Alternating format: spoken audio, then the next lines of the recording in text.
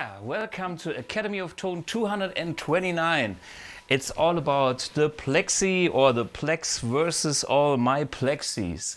Yeah, Friedman has released this wonderful vintage amp, a Plexi, named Plex. This 50 watt beauty here is Dave Friedman's answer to the tone quest that we all have. What is the best Plexi tone? Well, there are a few couple nuances, but I think there is something slightly different between the American approach and the European approach. In the intro song, we could already hear 4 different amps, all doing the same thing. Of course, the AMP1 as well. I was cheating a little bit with the boost at the end, but that's for the fun, and I had some reverb which matches the backing track a bit better. But anyway, let's talk about what is a Plexi. The Plexi was created, I think, in it depends on where you started. 65 as a 50 watt amp before we had a JTM 45, and the main years to me are 68, which is mine over here. Later on they had the aluminum panel. The 68 had this real plexiglass panel, and this is where the name Plexi comes from. My 69 is kind of the era right after that, which I also enjoy a lot, and I think Eddie's Brown Sound amp is from that kind of era as well, but this was 100 watt. Today we only have 50 watt Plexis in the house to compare them. And by the way, there is a lot of players that prefer 50s to 100 watts. For several reasons. One of the reasons is, of course, 100 watts is even louder, and this was already too loud even back in the days when they cranked the amps and had no master volume. Eddie, for instance, was looking for a solution how to tame the amp and came up with the idea of the variac, reducing the voltage, and that voltage drop gives the amp less punch, but another punch. By reducing the voltage, the plate voltage of the output tubes and the preamp tubes is shrinking, and thereby the dynamic is shrinking, which gives you more overdrive, more gain.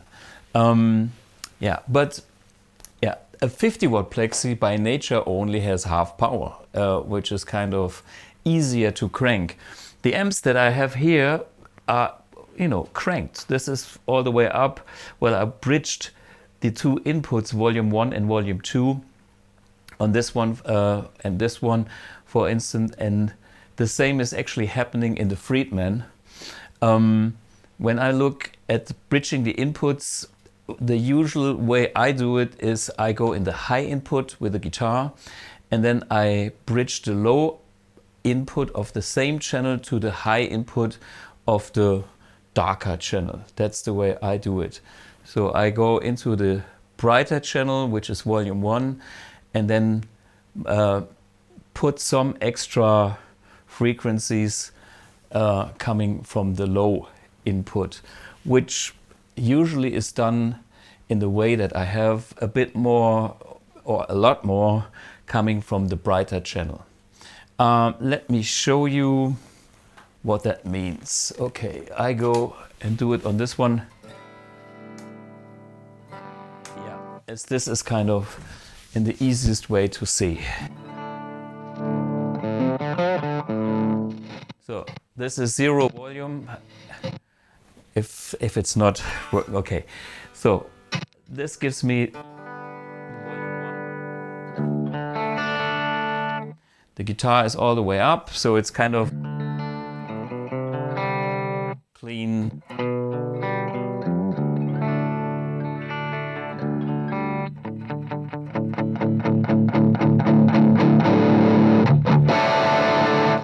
the 50-watt Plexi on full, on 10.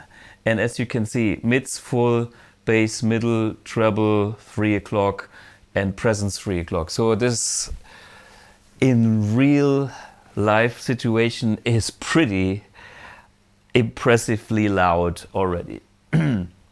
So we're hearing the sound with direct with the blue box and my standard stack 1970 setting on the blue box, which I always use, and the mic position is with the Les Paul nearly in the middle.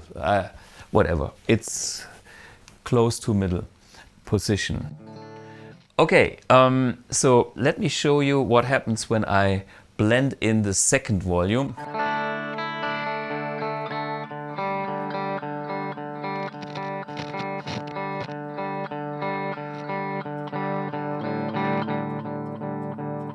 This is volume 2 only, so no brightness.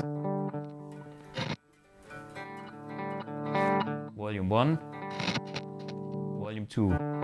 So if I had only volume 2, it would be really dull.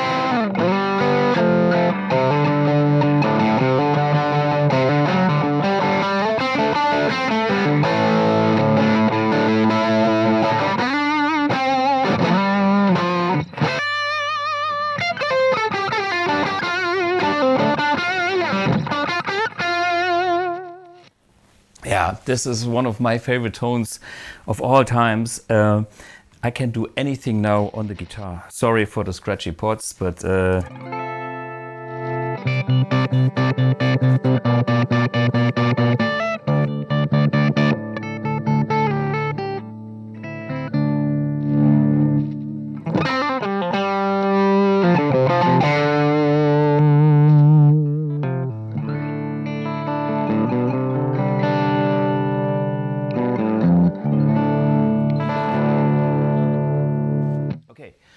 this was my 69. Let me switch to the real Plexi 68.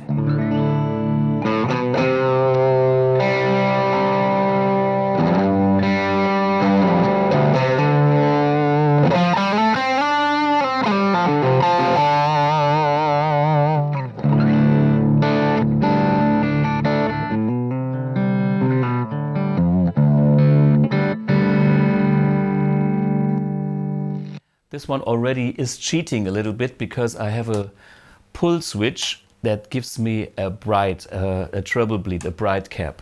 So therefore I have a bit more, well, how to call it, a few more nuances I can dial in from this pot. This is all stock. In this amp, the 69, nothing is really changed. And this one here would be normal like that. With my bright mod, I get a bit more sparkle and I get a little bit more gain.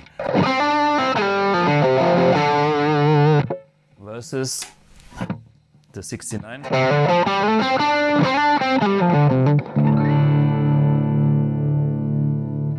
68.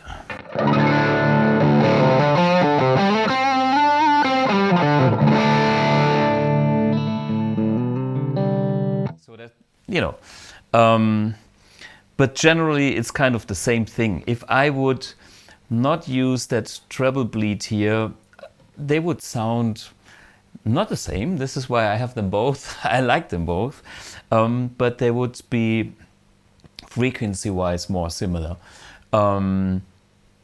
Anyway, so this is a 68. This is like the real deal. You pay a lot of money for these.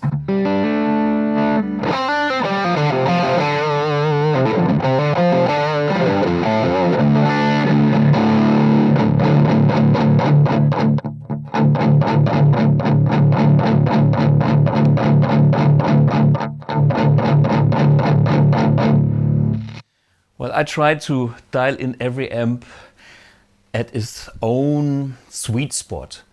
You know, every amp has a little, this is how I sound best window, at least for my personal taste, and this is what I'm looking for.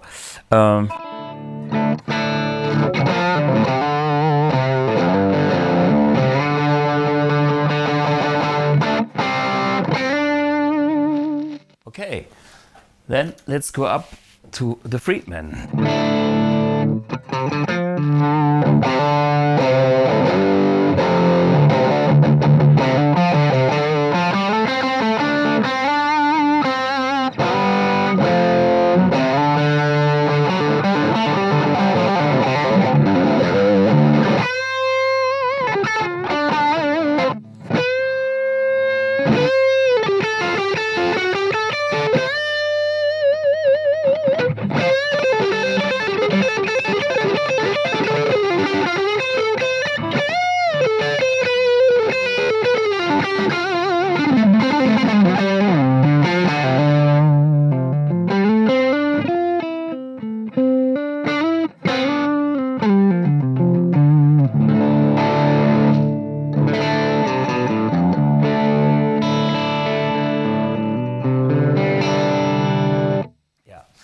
I kind of really like that sound.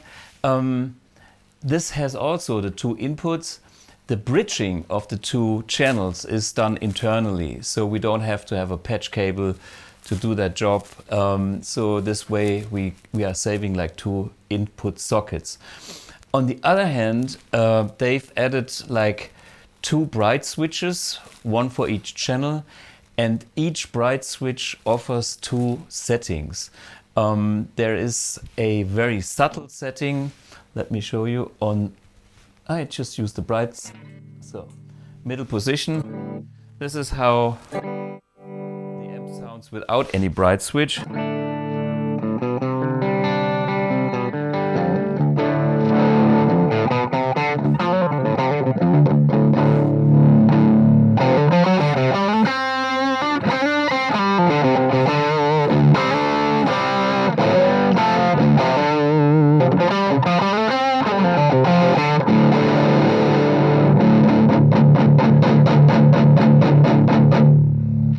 But the bright switch to the left is only a little bit of sparkle. So off is in the middle. And now I engage the bright switch.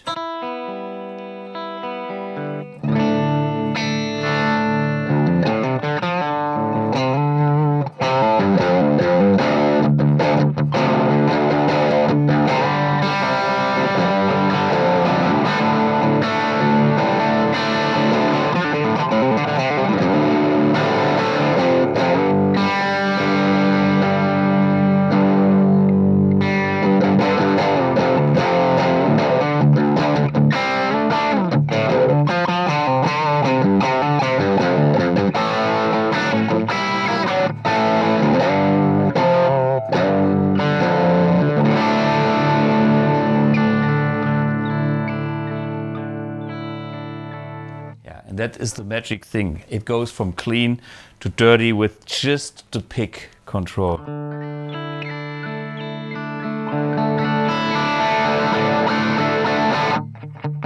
Okay, off again. There's no sparkle, okay? And then bright to the right is a way bigger capacitor.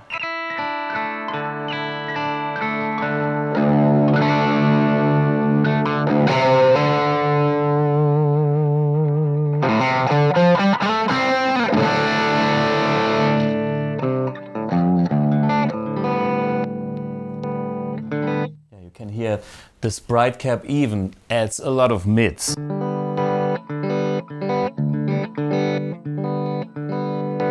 Yeah, it's simply a different capacitor value. So no capacitor in the middle, whatever, 100 and some picofarads here and whatever nanofarads over there. And the same thing is happening on volume 2. So what we can do now is dial in something that we like on volume 1.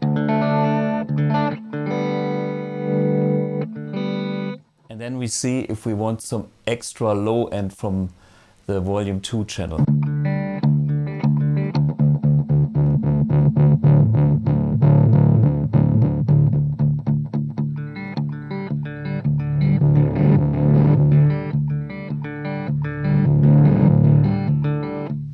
Yeah, it's a lot of rumble. I would add only a little bit. So I use more gain of the volume 2 channel, which is in generally brighter because it has a smaller couple capacitor. Coupling capacitor.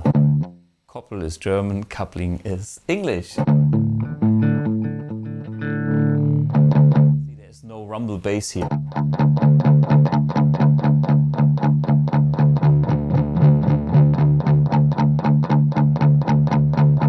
So I would just add some of that rumble bass, and then that's it.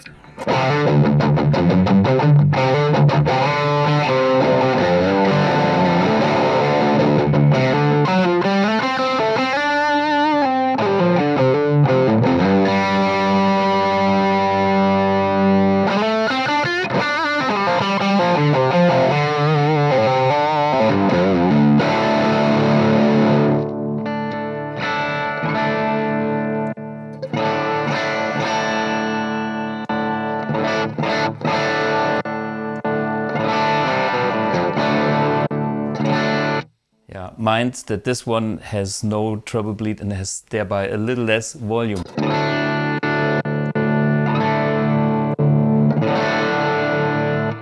Oh, sorry. And this is, by the way, an AMP1.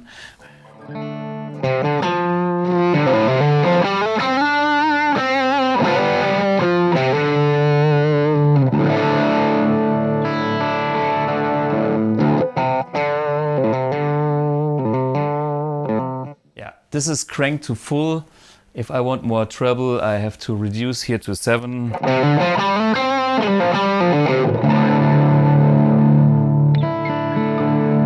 then I get also a little bit of a treble bleed because that's behind the gain.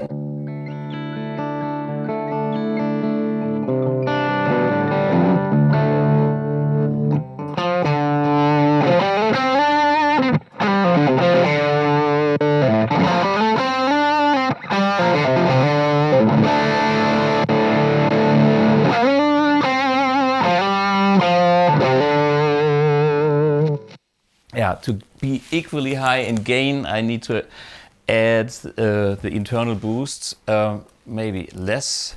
Let's see.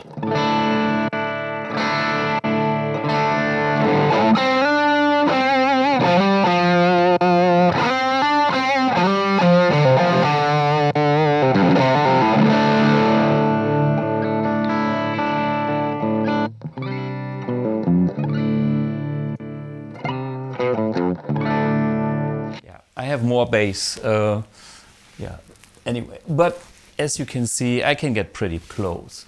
Well, back to the original old Plexis versus the Plex. What is actually happening in these amps? Well, I took a little look. Oh, I didn't bring the, did I? Maybe not. I can show you later. The Plex has a few additional features, and these features I was interested if it's done the way I thought it's done.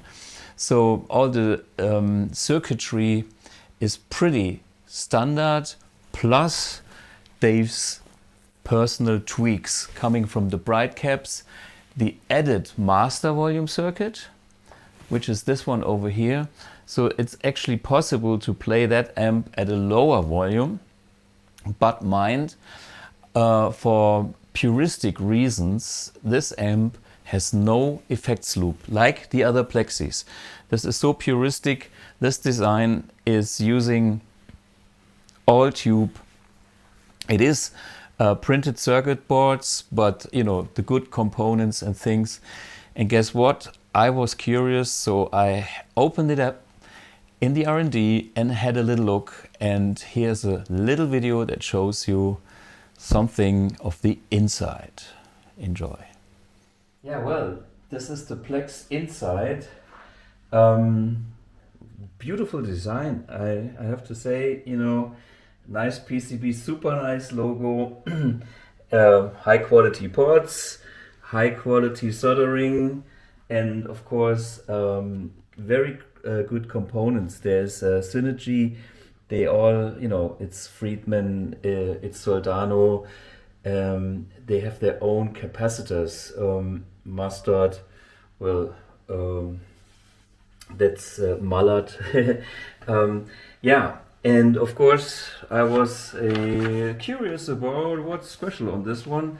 I don't want to show you all the details, but you can see even, you know, on this amp it's so simple that even if it's not hand wired with a PCB, the components are so classic that you can tell, okay, this is the 820 and this is this coupling capacitor, which is a different value, but I would say it's very much to the original specs plus the tweaking that Dave has done on this amp.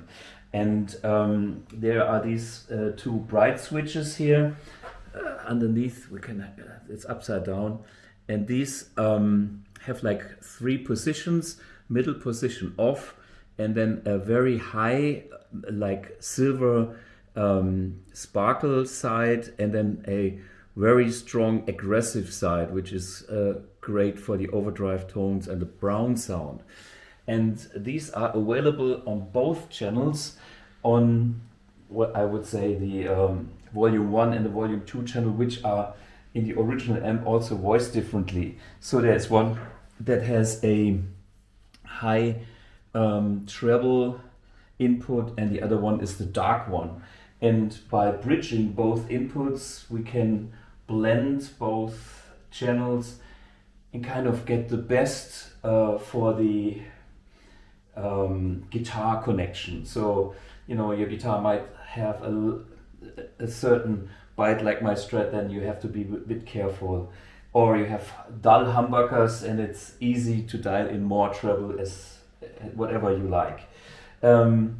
What else? Looking at his special and very nice made Mastervolume, which is after the phase splitter circuitry we can see here. You know, there's a smart, clever design that makes this amp adjustable in Mastervolume, but in a way that most of the circuitry is actually overdriven. Like we have all these stages, and then there's the Mastervolume. The only thing missing is the Poweramp tubes.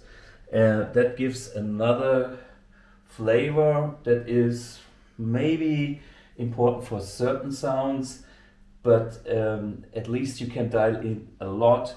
And this very puristic design by Dave Friedman is having the eye feedback, the current feedback that really interacts with the speaker. And this is also a part that is so important to make the sound alive and the punch and the bites like a real old vintage amp. And this is how it should be. So if I would make a nice Plexi sound amp traditional style, I would go the same way. So there's nothing I would actually do differently if I would be old school technology and puristic as Dave is doing this here. So yeah, I think it's something super cool, and the rest is up to our ears and feel. But yeah, there's nothing to complain about this. Well done. Yeah, so you could see what's inside a Plex. Yeah, beautiful craftsmanship, great components, JJ tubes. Yeah, I wouldn't do anything differently if I was into building traditional old tube amps the way they should be. It's not only good looking, it's also well produced, well manufactured, with high quality components.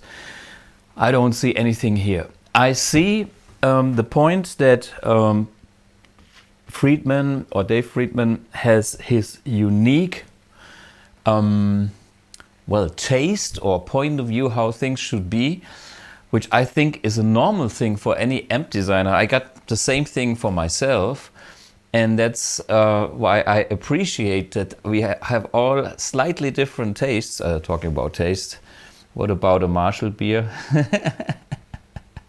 Actually, I should taste this one and see if this is tasty or not. Marshall beer. Let me see. Talking about taste, I think when I look at Dave Friedman's approach on Plexis, it's probably a lot triggered by, you know, the Eddie Van Halen kind of thing. Cheers to the Marshall family. Yeah. Is it good? Yeah, actually yes. Rock and roll craft beer. Full stack IPA. Okay.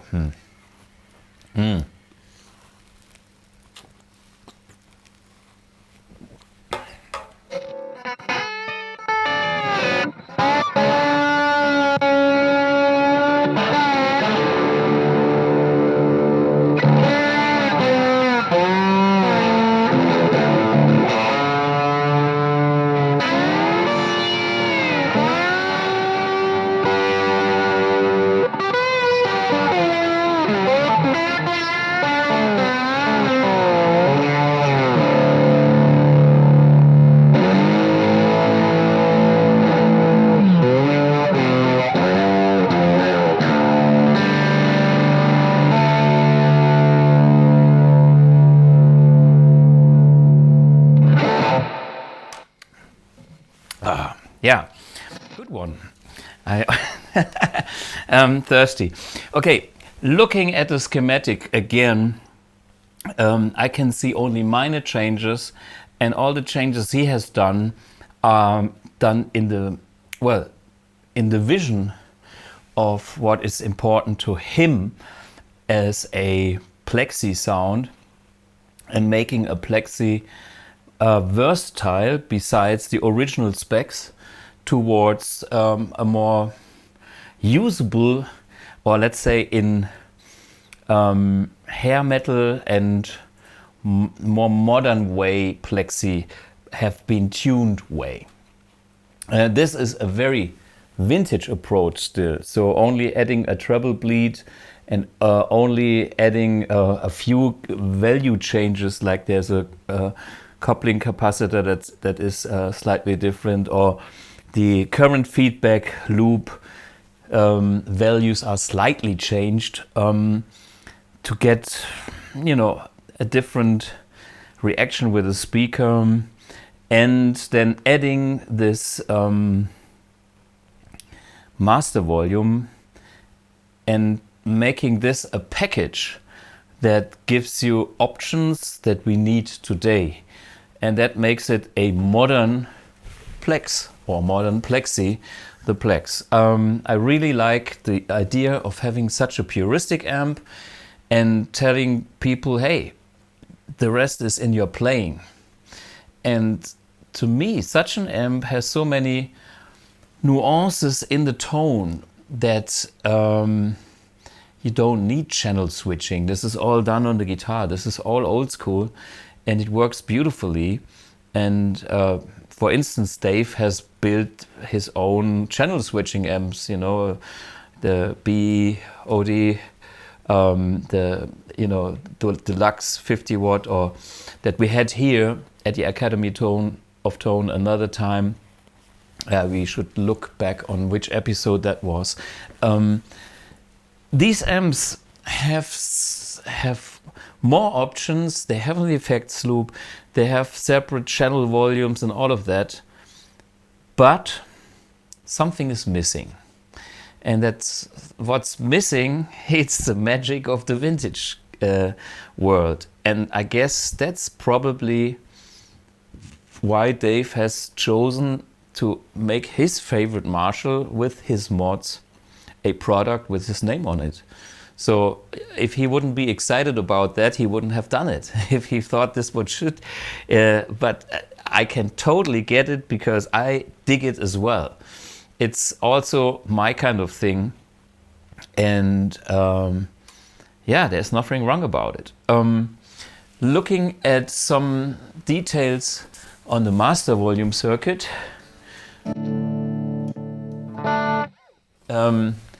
I can dial in very low.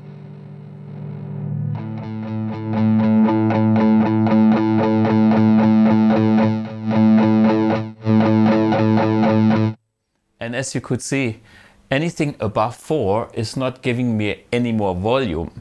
It's just giving me more power tubes compression, I would say.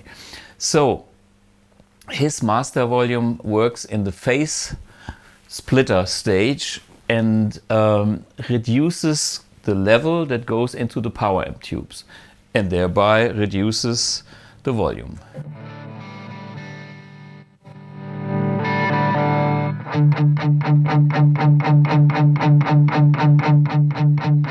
See, this is a typical Mastervolume kind of sound where there is no real saturation from the preamp, from the phase reverse and the Poweramp tubes engaged. Listen to that.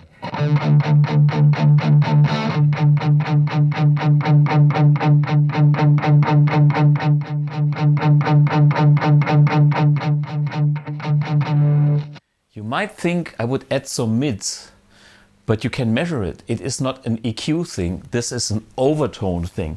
That comes from really overdriving tubes. This is from adding overtones and thereby changing overtones and thereby changing the feel. And that's a vintage thing. And I love it.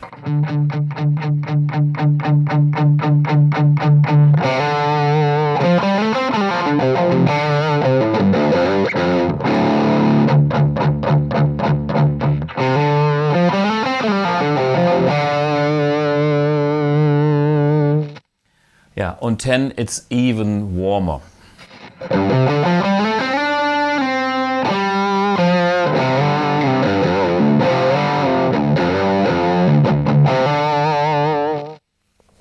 Then he has a low voltage and a high voltage switch. The high voltage switch gives you kind of the original high plate voltage, which is not the eddy thing, which is the low voltage thing. When you reduce the plate voltage, the headroom shrinks, and by shrinking the headroom you have less room for the clean signal, which means you have more overdrive. And also the curve of the tube clipping changes into something slightly harder, but such an amp has already the warmth of all the soft clip tube thing, and then added on hard clip makes it so good, so exciting. I'm now on the high voltage side, and it sounds like, it doesn't sound dramatically different. It's a feel thing, but listen.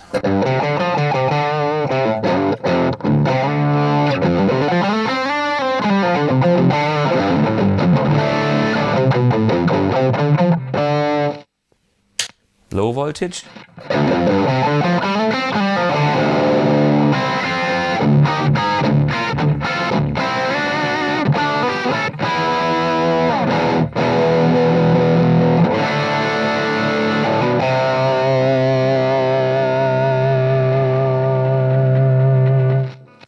Low voltage to me.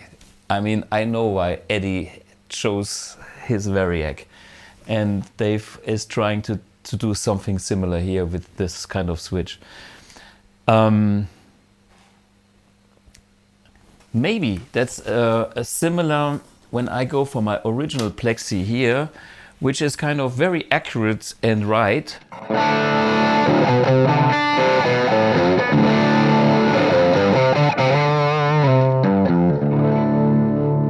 Versus the Plex again.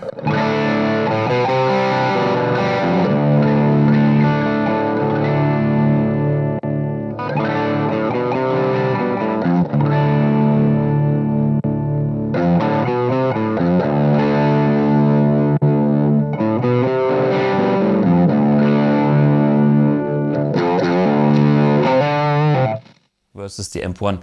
They are all in a similar ballpark here. But you can tell there's a slight little difference towards this fellow here, which is like no treble bleeds. It's all the way up here and just adding a little of that low channel, and that has a slightly different character, which does not mean that this is not a great amp. This is one of my favorite amps, but it is a little bit not so Eddie style, okay? You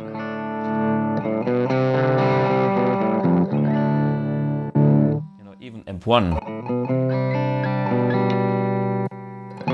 But back to this 69, 50 watt.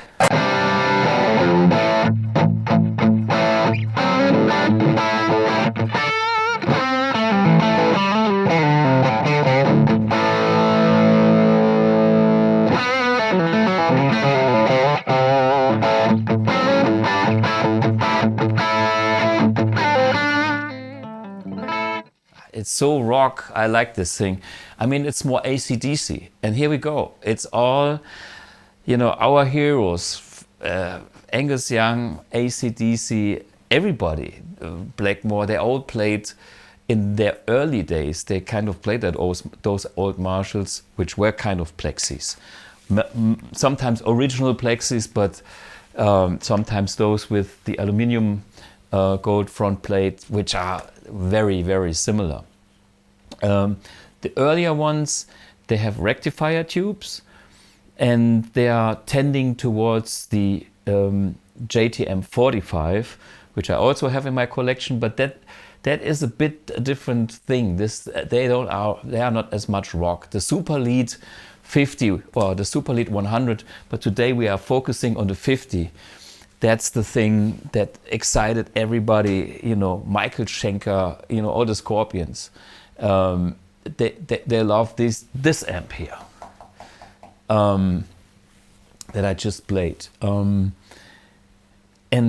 Yeah, it's a great amp. They're all great amps, but for slightly different things. And depending on where in the spectrum you want your gain, if it's more towards the high gain, the Eddie thing, or if it's more towards the bluesier thing, Dickie Beck's, Allman Brothers, or the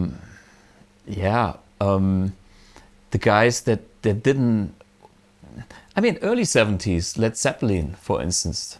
What was it, the 1971 live record? It's also, there are several amps on stage, but I think I can hear the Plexi a lot.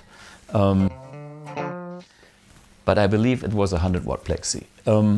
What is the difference between the 100 watt Plexi and the 50 watt Plexi? Well, more tubes, to me a bigger sound, even bigger, but sometimes even too big in my opinion. Hendrix used to love hundreds because it was even fuller, and of course in a live situation the guys back in the days wanted to have more headroom because there were not PA systems, so more headroom meant like you were cutting through the whole hall and your stacks were filling the room and the guitar was exciting.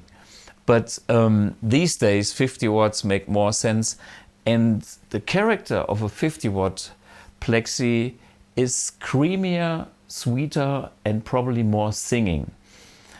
If you combine a Plexi with a pedal, which a lot of players did, then you get, of course, a lot more of that singing quality, because you might get some mid boosts, you can get some extra gain, you can push the front end and get some more preamp saturation on top of the power amp saturation, which a lot of people did.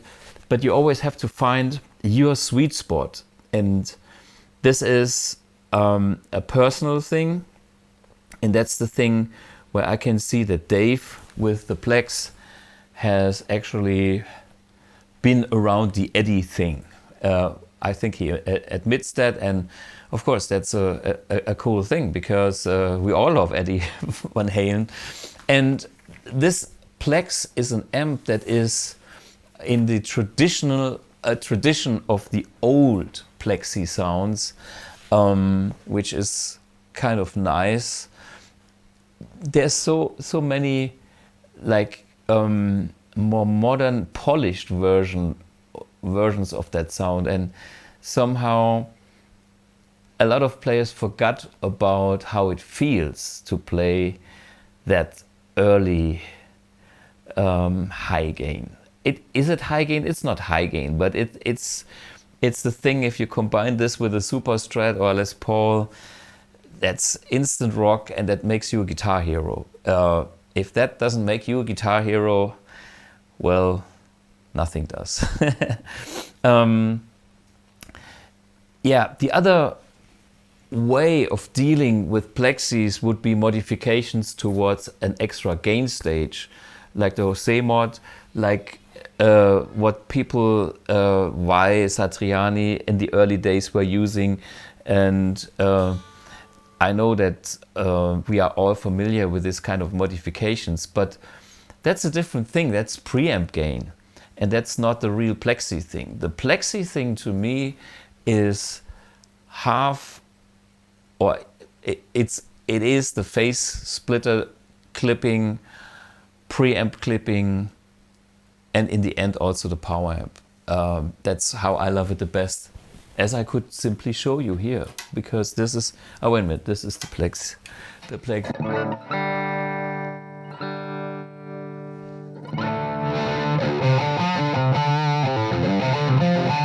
This is just without the power amps clipping.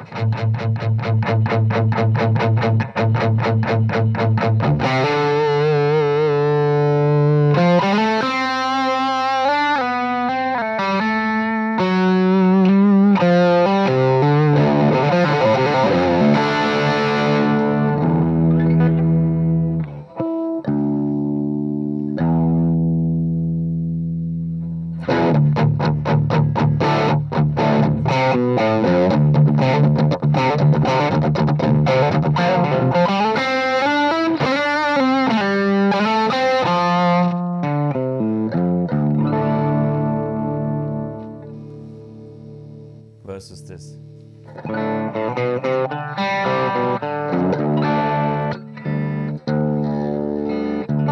This setting is non-vintage, so to speak, and cranking that is more vintage. There's another nice side effects on this Friedman here for your bedroom level. When you dial this back here, it's nearly clean.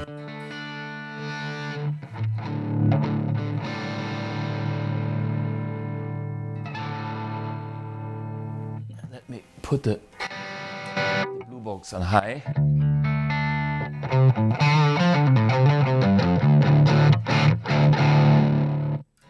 So this is kind of zero.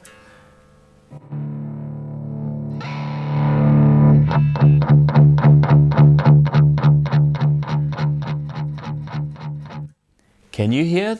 The moment I decrease, I increase I increase the overdrive in a way. Okay, let me start from 2. I'm not changing the guitar. This is nearly clean, okay?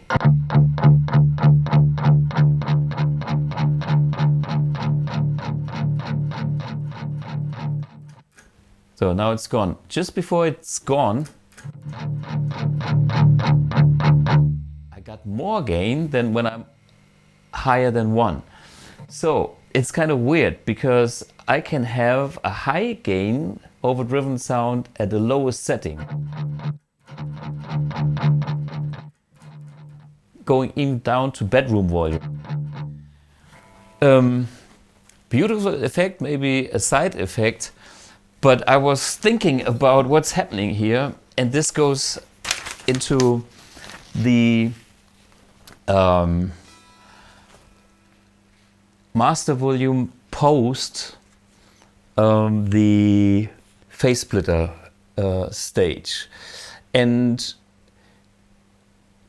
my explanation for it is very simple. It since it's putting down, it's so low, it starts, the level is shrinking. It's like the power tubes have no voltage, but this is happening in the phase splitter. So the phase splitter then, the load is getting so much that the headroom is shrinking. And by shrinking the headroom at the very end, you increase the gain, which is a nice thing. So you can have even a higher gain sound, like the amp cranked at the lowest setting. That is not a normal thing with such a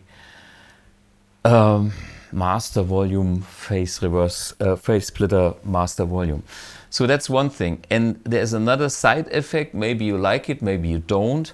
When you turn it that way, there is a bit more sizzle at low volume. And that's probably because the influence of the eye feedback is reduced on Dave's design. So I saw a few changes there with an extra capacitor that might do this.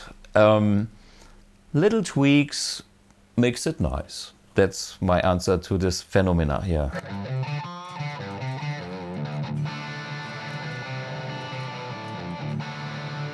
Imagine you had no power soak and just a speaker.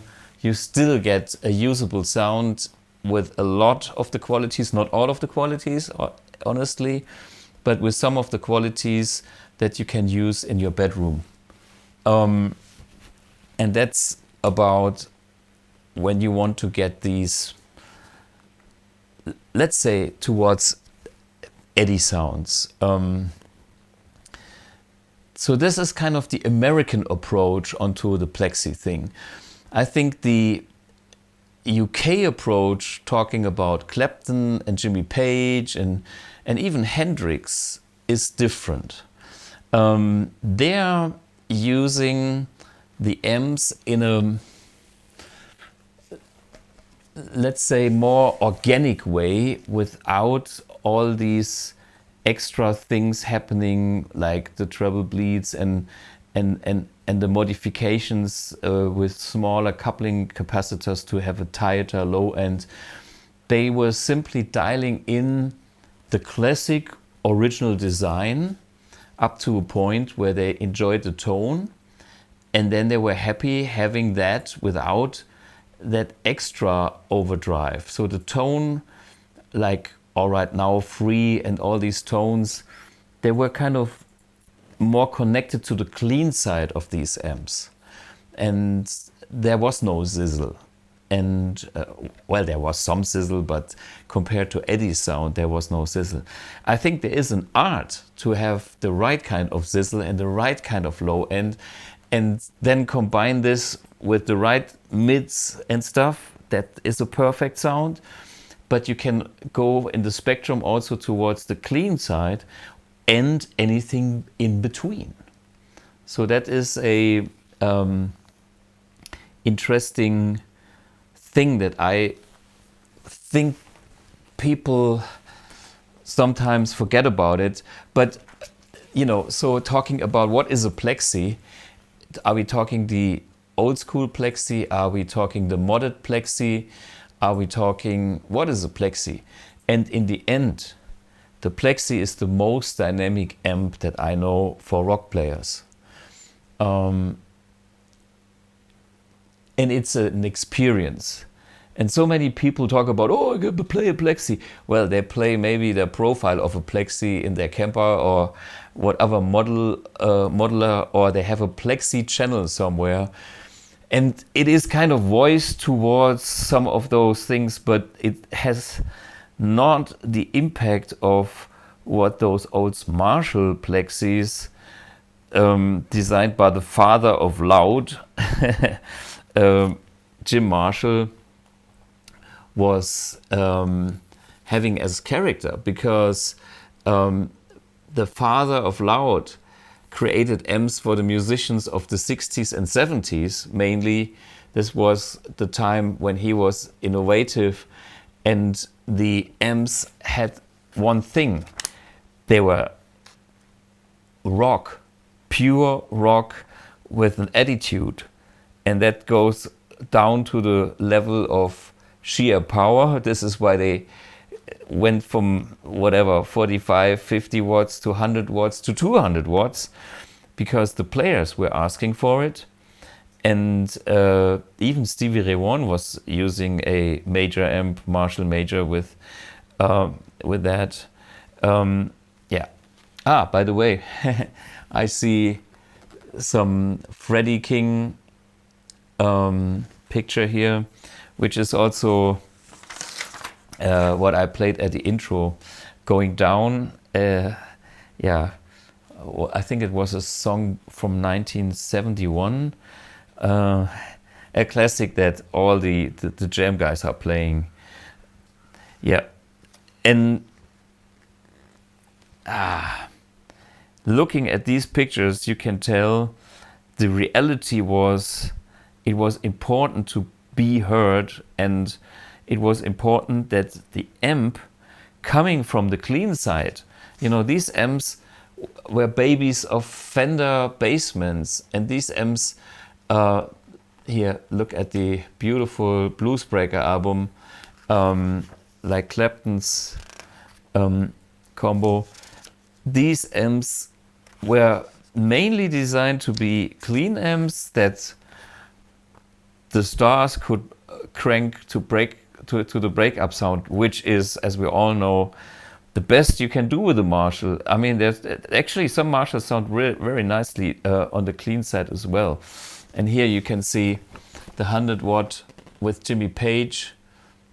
No, here is up the, sorry, there's my finger. This is the Jimmy Page.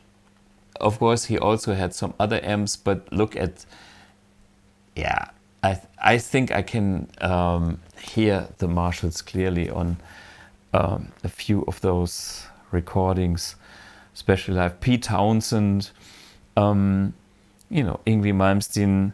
They all went for the Marshalls. And I think what Dave has done is he took the Marshall legacy, Ritchie Blackmore, yeah, with the white ones.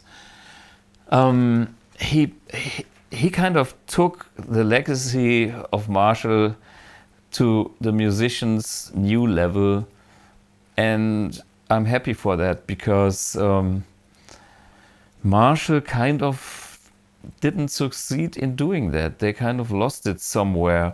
The 800 was, to me, the last iconic Marshall creation. Some of the more modern amps, like the JVM 410, is a great amp, but did it create new iconic tones? Well, that's a big challenge anyway.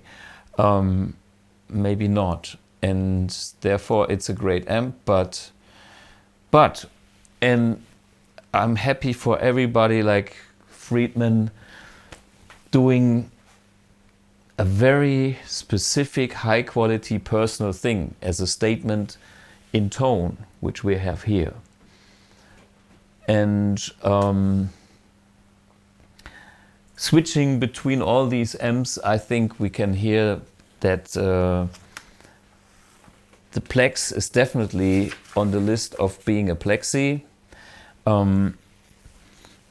There will always be people that say, yeah, my Plexi has this and blah and blah. Yes, that is true, but yeah, what are the choices? You can buy an original old one for lots of money, and they are not really better. And then it's the maintenance thing. If you buy a new Friedman amp, they are, you know, they are new. They will last for a couple of years without any faulties. And the old Marshalls, they have been lasting for decades already, having maybe no faulties, maybe they had faulties. But this is super simple technology. So if you are not doing stuff that you shouldn't do to the amp, they will simply live for a long time. Cheers.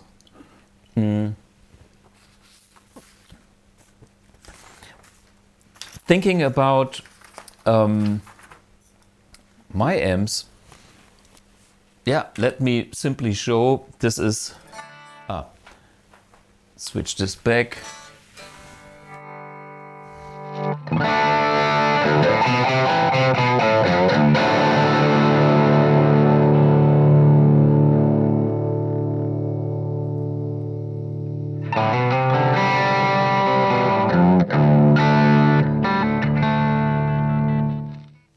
This is the Plex and this is the AMP1.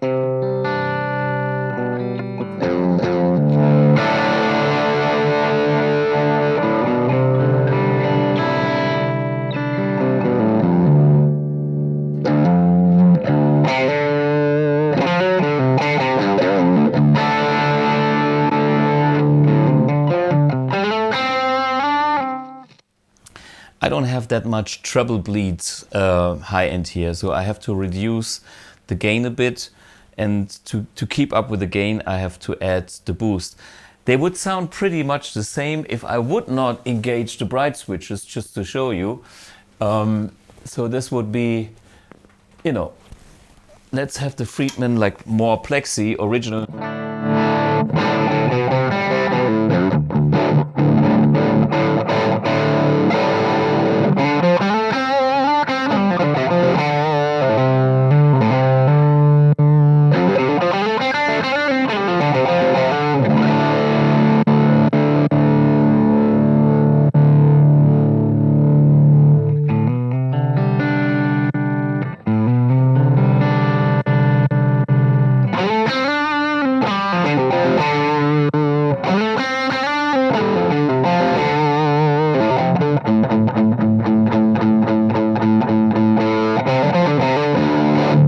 So this is the Plex.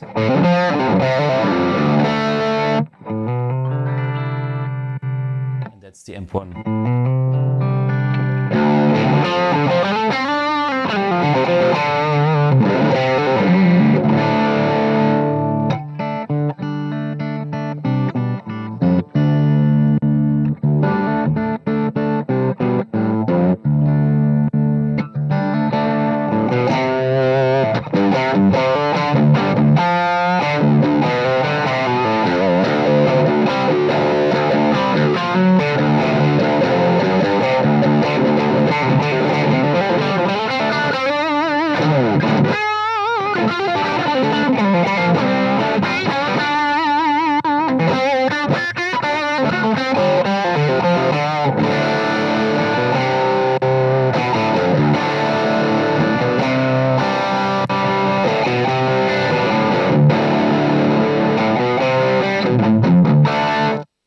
So if I'm closer to the tweaked Plexi, I think the AMP1 in the vintage channel is already there.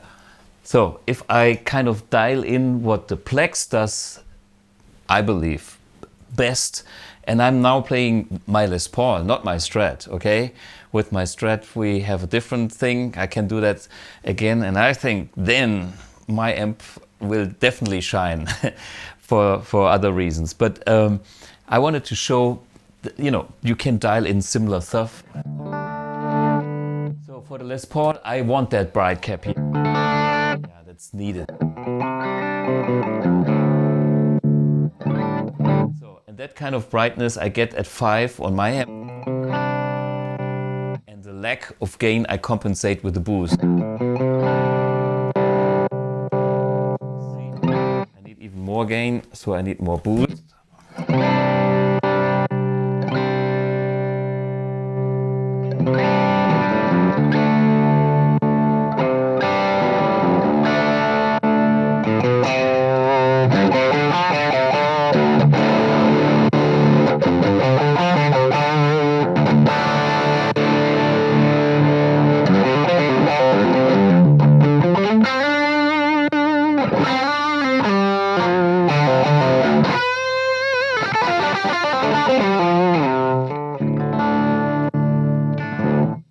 See, I can get similar results. Well, I think it's exciting.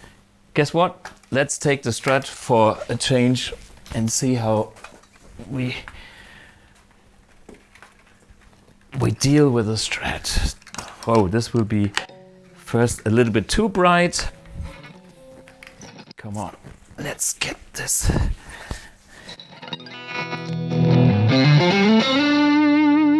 Can you hear the much high end? How much high end there is now? Oh.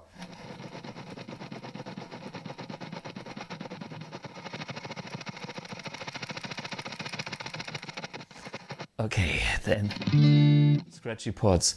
So the first thing I do is like, I don't want that much treble bleed, so I increase the gain here and I have no boost, which now I don't have the frizz.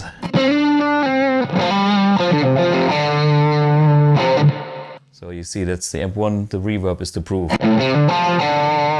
So I go back to the Friedman and it will be way too bright. Listen.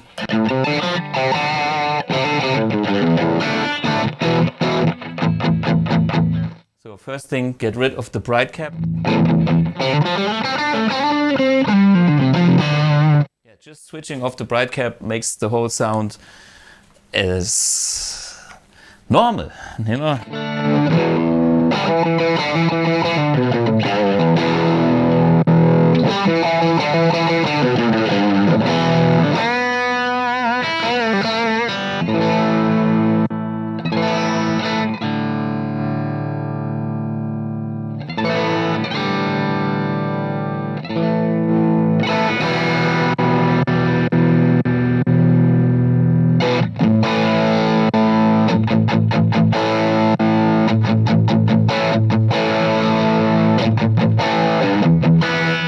So, with a few tweaks on the, what I have done now to make the Strat shine, I increased the volume 1 because I need more gain, because single coils don't have the same output power. I switched off the bright cap because the Strat is single coils and bright enough, so not needed. And basically that's all. And by the way, I increased the master volume to max because the Strat likes that extra compression. Sorry, I was on the AMP1. That's the Plex now. And that's the AMP1.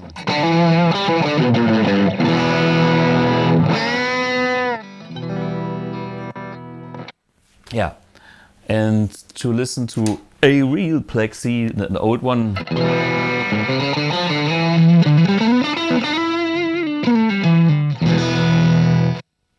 Yeah, it's great. I would dial back a little bit of treble and you can see I can actually dial in this kind of Plexi to match any guitar. It could be anything, and then I can dial it even back into the bluesier range where I don't have that much gain, where I have more part of the clean range. And that's the beauty of a Plexi. It goes from nice clean in a way, especially when you roll down the volume on the guitar, to the sound of rock. And so far I talk classic rock and maybe 80s rock. And there are people like George Lynch, you know, Satriani, and they all played Plexis at a certain time. And they're using their SD1 overdrives in front of them. But the Plexi was doing the main part of the sound. It is an overdriven amp plus an overdrive or plus a boost, and that is the magic combination if you use pedals with Plexis. I totally love it. This is why I have all these pedals. Most of them are boosts. They are not producing any high gain because there's already enough gain coming from such an amp, and you just add on a little bit extra cream or a little bit extra spice, or you know, you don't play a Fender amp with something, you know, OCD or you know, or here the Solo Dallas thing, which is also cool. It's the Storm, the small one. He's also doing the tower. Phil Solo Dallas. By the way, he also plays M1. He you know, Guitar Magazine writes instant AC/DC on this pedal. This is the thing that Angus Young is having in his wireless system, and that was the missing part of the puzzle when he was in the studio not getting his best tones. And the best tone was his live setup, which was his SG and a wireless system. And that is kind of recreating what the wireless system is doing on this thing. And that's a fantastic pedal for Plexi as well. As we have tube screamers, as we have you know, Zach Wild drives, as we have booths like the Church of Tone, as we have, here's a Rodenberg tube screamer style 808 pedal with a switchable bass cut, you know, for the tightness. This is what Dave is doing here with having smaller coupled Cs and stuff like that. Or we go Gary Moore and have even extra gain coming from a governor. That works also super nice on the Plexi. So to me, it's a magic amp. It will never lose its attraction for me, and it never has done over all the years. This amp I own since maybe shortly after I bought my G61 Strat.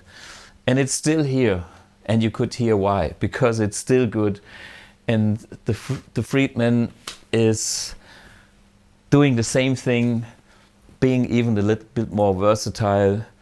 So do you need to buy a vintage Plexi? I don't think so. I think there are some alternatives that make more sense. And there's one, and the AMP1 is also in the same category. Why? Because I grew up with these amps, I love these amps, I recorded with these amps. I even had my 3-piece band Dreist with exactly this amp here. Wait a minute, there's our CD, and I think somewhere there is a small picture of me in the club. Oh fuck, is this, can we see this? Yeah, maybe, maybe not. So we can see my guitar, okay? Wait a minute, this is this, okay? Okay, and now this was me in the 90s, and then looking, wait a minute, on the other side. So can you see what's behind me? That's the 51 Plexi, exactly, and me smoking. By the way, that's me as a baby, having a bath.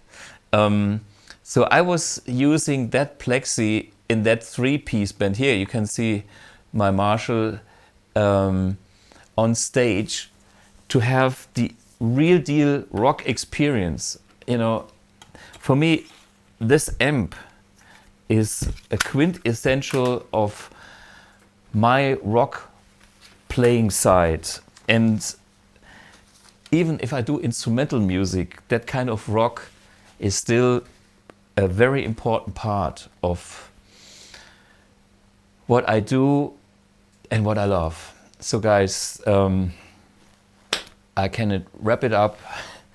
Marshall did a very great thing by making these amps, and other people are now taking it to the next level, and Friedman with the Plex is one of them, and I do my take on the same thing on the AMP1 as well. So thanks guys, thanks for joining in, and I wish you a good beer. See you next week. Cheers, bye bye.